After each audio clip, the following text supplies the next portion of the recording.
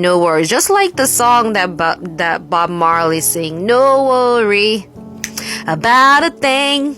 'Cause every little thing is gonna be alright. Alright, people? No worries. Because according to the scriptures from Philippians 4 verse 6, do not worry about anything. Instead, pray about everything, telling God what you need and thank Him for all He has done.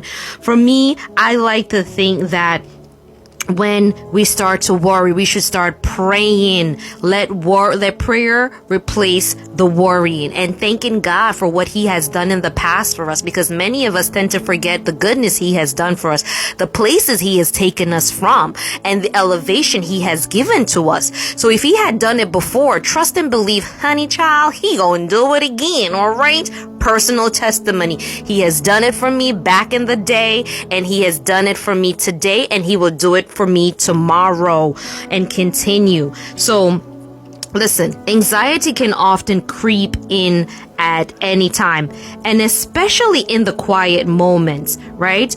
We are worried about the bills, about this, about that, and the endless whispers that we hear. But what happened if, or what if? We find ourselves like overthinking uncontrollably, and it allows us to lose our peace, right?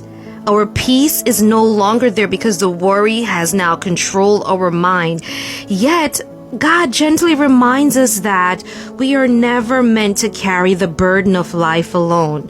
Instead of letting worry dominate our mind, He calls us to turn those thoughts into prayer.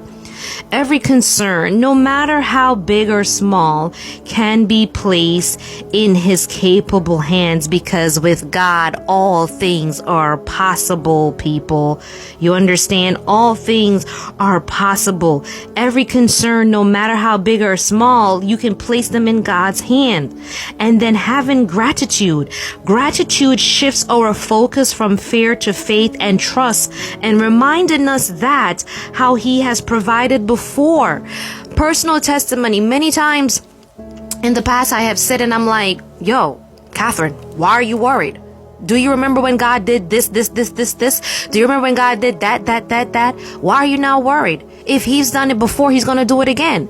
And that literally shakes me out of the worry and into praising Him. So instead of worrying and being anxious about it, I start praising Him because I remember what He has done for me before. Not saying it would always be easy, because worry can consume us so much to the point that it cripples us, right? But then we have to realign ourselves and remember what God has done before. And this is why it's so important to align yourself with other believers. So even if you're in a crippling moment of fear and anxiety, and they see that because they're surrounded by you or you're around them, they can start praying that anxiety be released from you, that fear be released from you. So that helps you to renew your mind and reconnect you back to God and bring you back to ground. You know, it's hard. It's tough when you don't have those people around. And if you don't have that type of support system, grab your Bible. Your Bible is your support system, because I know many of us, we're either introverts or we don't like talking to people, or we just don't have that family support or friendship.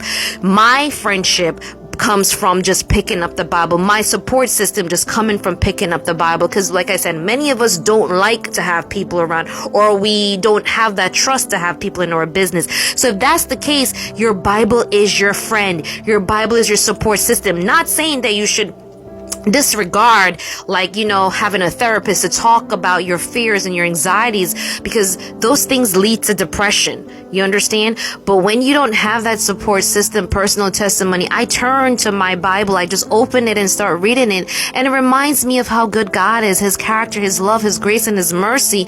And in that time, it releases the anxiety, the pressure, the stress, and reminds me like, hey, girlfriend, He did it before. He can do it again. Because you have to understand that God has already promised to take care of us. when we come to him, right? He wants us to trade our tiredness, our worries for his perfect peace. Because if he said he's gonna do it, trust and believe he's gonna do it. Personal testimony, he has told me many times, listen, you're my child, I'm gonna take care of you. Don't worry about it. It's like God stands on his words always. Right? He never backs down. If he said he's gonna do it, he's gonna do it.